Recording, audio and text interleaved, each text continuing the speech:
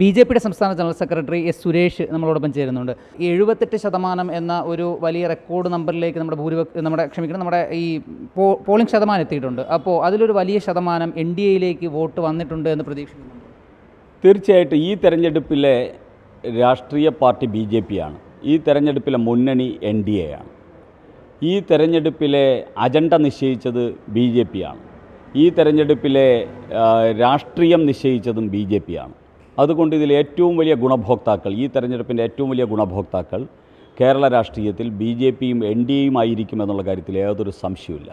ഇതിലെ ഇപ്പോൾ പാലക്കാട് NDA സ്ഥാനാർത്ഥിയായിട്ട് ബന്ധപ്പെട്ട ചില വിവാദങ്ങൾ, FCRA ബില്ലുമായിട്ട് ബന്ധപ്പെട്ട് ഈ ന്യൂനപക്ഷ വിഭാഗങ്ങൾക്കിടയിൽ ഉണ്ടായ ചില ആശങ്കകൾ, ഈ സാഹചര്യമൊക്കെ നിൽക്കുമ്പോഴും BJP സംസ്ഥാന രാഷ്ട്രീയത്തിൽ ഏറ്റവും നിർണായക ശക്തിയായി ഈ നിയമസഭാ തെരഞ്ഞെടുപ്പിന് മാറുമെന്നാണ് BJPയുടെ സംസ്ഥാന അധ്യക്ഷൻ്റെ ആദ്യ പ്രതികരണം ഇന്നലെ വന്നിട്ടുണ്ടായിരുന്നത്.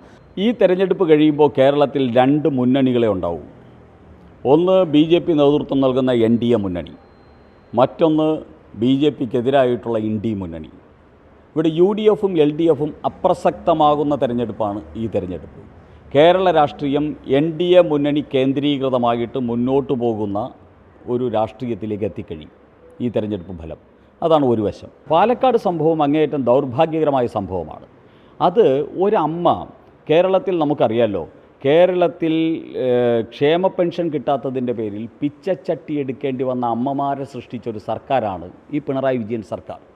അങ്ങനെയുള്ളൊരമ്മ വരുന്ന രാഷ്ട്രീയക്കാരോട് എനിക്ക് മരുന്ന് വാങ്ങാൻ 5000 രൂപ വേണം, എനിക്ക് പൈസ തരൂ, എനിക്ക് പൈസ ഉണ്ടെങ്കിൽ തരൂ എന്ന് പറയുമ്പോൾ അതിനെ രാഷ്ട്രീയപരമായിട്ട് ദുരുപയോഗം ചെയ്യാൻ ശ്രമിക്കാൻ പാടില്ല.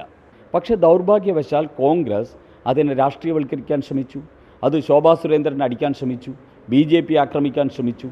ഇത് അങ്ങേയറ്റം മനുഷ്യത്വത്തിന് നിരക്കാത്ത പണിയായിപ്പോയി എന്നാണ് എനിക്ക് പറയാനുള്ളത്. എൻ്റെ അഭിപ്രായത്തിൽ പൈസ കൊടുത്താൽ പോലും കുഴപ്പമില്ലെന്നാണ്. കാരണം ആ അമ്മയ്ക്ക് ഇലക്ഷനോ അതിൻ്റെ മറ്റ് കാര്യങ്ങളോ അല്ല. ആ അമ്മയ്ക്ക് മരുന്ന് വാങ്ങാൻ പൈസ ഇല്ലയെന്ന് ചോദിച്ചാൽ ഒരു മകനെ പോലെ മകളെ പോലെ ആ പൈസ കൊടുക്കാൻ ഏതൊരു മനുഷ്യ സ്നേഹിക്കും ബാധ്യസ്ഥയാണ്. കഴിഞ്ഞ തദ്ദേശ തെരഞ്ഞെടുപ്പിലെ 19% BJPയുടെ വോട്ട് ഷെയറിൽ നിന്നും കുറവ് സംഭവിക്കുന്ന ഒരു സാഹചര്യം നമ്മൾ കണ്ടു. 14 സംതിങ്ങിലേക്ക് വരുന്നത് നമ്മൾ കണ്ടു. അത് ക്രിസ്ത്യൻ ഔട്ട്റീച്ചിലേക്കുള്ള ഒരു കുറവ്, ആ പദ്ധതികൾ ചിലതൊന്നും വിജയിച്ചിട്ടില്ല എന്ന് പാർട്ടി തന്നെ വിലയിരുത്തിയ കാര്യമാണ്. ക്രൈസ്തവ സഭകളെ മുഴുവൻ കൂടെ നിർത്താനായി എന്നൊരു വിശ്വാസം BJPക്കുണ്ട്. ഞങ്ങൾക്ക് ഇനി ക്രിസ്ത്യൻ ഔട്ട്റീച്ച് എന്ന് പറഞ്ഞ ഒരു പരിശ്രമത്തിൻ്റെ പോലും ആവശ്യമില്ല. ഞങ്ങൾ ഇന്ന് ഇന്ത്യയിലെ ഏറ്റവും വലിയ ക്രിസ്ത്യൻ പാർട്ടി BJP ആണ്. ക്രിസ്ത്യൻ സംസ്ഥാനങ്ങൾ മുഴുവൻ ഭരിക്കുന്നത് BJP അല്ലേ? ഏറ്റവും കൂടുതൽ ക്രിസ്ത്യൻ MLAമാരുള്ള BJPക്കല്ലേ? ഏതൊരു ഹിന്ദു സമൂഹത്തെ പോലെയും ഏതൊരു പൊതുസമൂഹത്തെ പോലെയും ക്രിസ്ത്യൻ സമൂഹം ഞങ്ങളുടെ ഭാഗമായി കഴിഞ്ഞിരിക്കുന്നു. 2% മാത്രമുള്ള ക്രൈസ്തവരെ BJP ചുമക്കുന്നത് തന്നെ വലിയ കാര്യമാണെന്നൊക്കെയാണ് അങ്ങയുടെ തന്നെ പാർട്ടിയുടെ നേതാവായിട്ടുള്ള PC ജോർജൊക്കെ പറയുന്നൊരു സാഹചര്യം. അതൊക്കെ ഒരുപക്ഷെ തെരഞ്ഞെടുപ്പിൽ തിരിച്ചടിയാകാൻ സാധ്യതയില്ല. അത് PC ജോർജ് അദ്ദേഹത്തിൻ്റെതായ രീതിയിൽ പറയും. അത് ഒരു പാർട്ടിയുടെ നിലപാടല്ല. അത് അദ്ദേഹത്തിൻ്റെ സ്വകാര്യമായിട്ട് അദ്ദേഹത്തിൻ്റെ ഒരു രീതിയുണ്ടല്ലോ, അത് കേരളത്തിലെ എല്ലാവർക്കും അറിയാവുന്നതാണ്.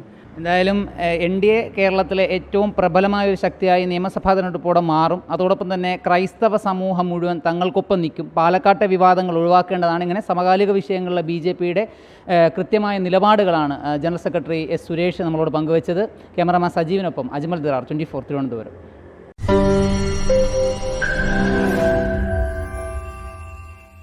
ലോകത്തെവിടെയായാലും ഏത് സമയത്തും 24 വാർത്തകളും ഓഗ്മെന്റഡ് റിയാലിറ്റി പാക്കേജുകളും എക്സ്പ്ലെയിനറുകളും വിശദമായി കാണാൻ ഞങ്ങളുടെ YouTube ചാനൽ നിങ്ങൾക്ക് സബ്സ്ക്രൈബ് ചെയ്യാം.